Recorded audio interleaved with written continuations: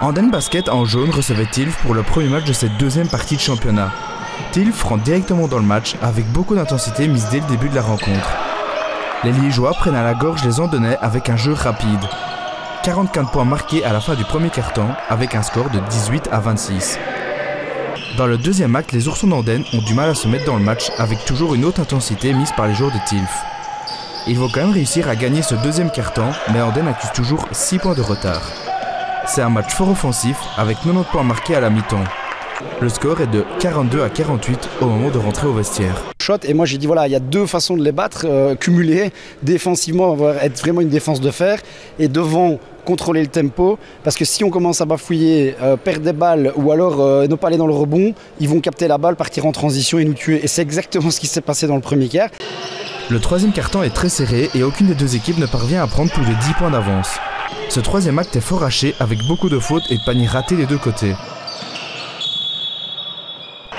Andenne continue de vouloir rattraper son retard sur les Liégeois, mais malgré un troisième quart-temps gagné par les Namurois, ça ne suffira pas. Les Oursons reviennent à 2 points de Tilff avec un score de 65-67 à la fin du troisième quart-temps. Tilff ne relâche pas l'intensité dans ce match. Andenne va réussir à passer devant à 1 minute de la fin du match. Suite à plusieurs tirs ratés des Andennais, Tilff va reprendre l'avantage pour finalement s'imposer 83-88 à la fin de la rencontre.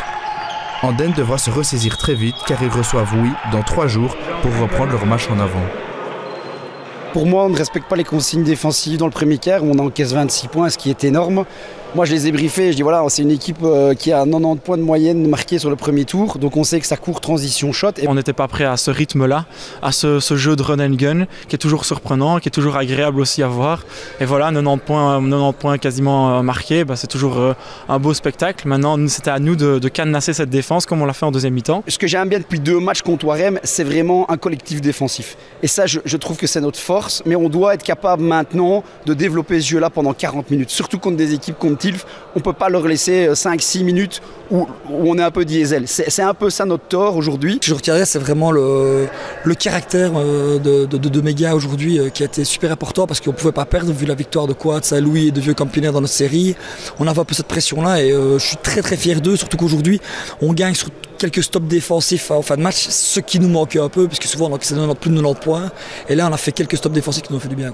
Un peu plus de réussite de notre côté, peut-être en fin de partie pour changer la donne.